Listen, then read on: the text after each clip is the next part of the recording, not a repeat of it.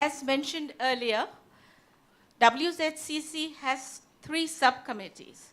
One was the technical committee, which was already, you all have heard, had a brief on. The second is the the women's wing of WZCC.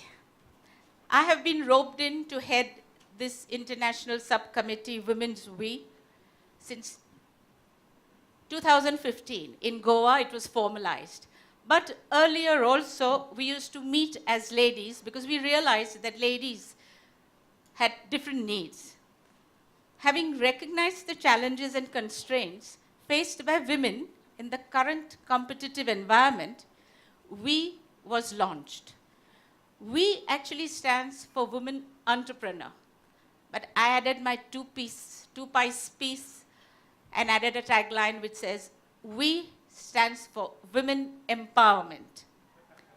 We was launched to empower women, entrepreneurs, professionals, and even homemakers to capitalize on their inherent capabilities to realize their true potentials and fulfill their aspirations of attaining higher economic standards.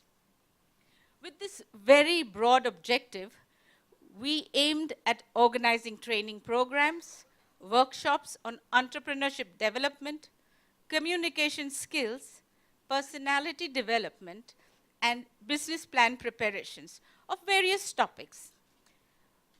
With that in mind, we started organizing networking sessions, seminars, promotion meet, provided advisory and mentoring services. All we did was we wanted ladies to step out, get out of their comfort zone, get out of their four walls and boxes, and start rolling and rocking.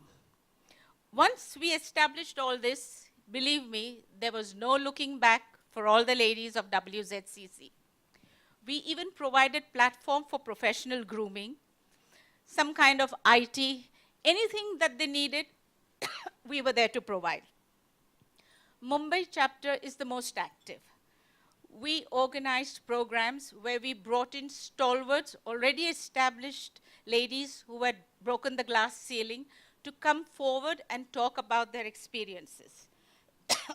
We had topics that ranged from the joys and pangs of running your own business. That was very interesting. We have a lady who started her small business by borrowing, I think, 2,000, 3,000 rupees from her masi, from her mother's sister. She is a specially disabled person. She works from a wheelchair. And today, she runs $1 million company, makes 1 million socks per month, has 36 distributors all over India. And 50% of her workforce is women. So we wanted to bring forth such ladies, not only to promote them, but to give the strength and the objective and the motivation to all other women around.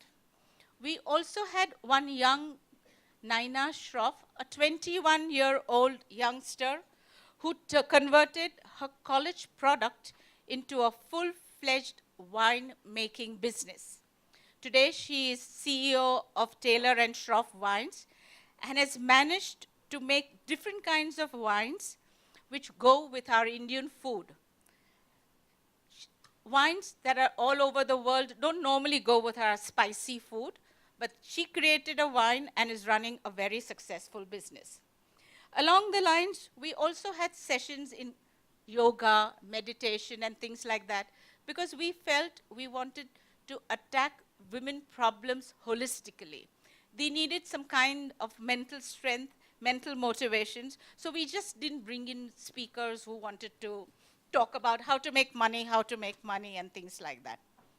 We also had another very interesting program which says transforming your life with sourceful intelligence, which was held by Dr. Vevena, who made sure that wisdom, maturity, logic came from within. You should know yourself first before you go out. And how do you convert them into business acumen? Things like that went on and all. So far, Bombay has been active. We request all chapters all over the world.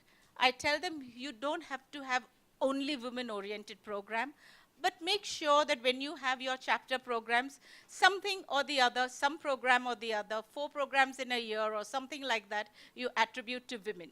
In Houston, we would request doctors to come forth and talk about women health, ladies' health, and things like that.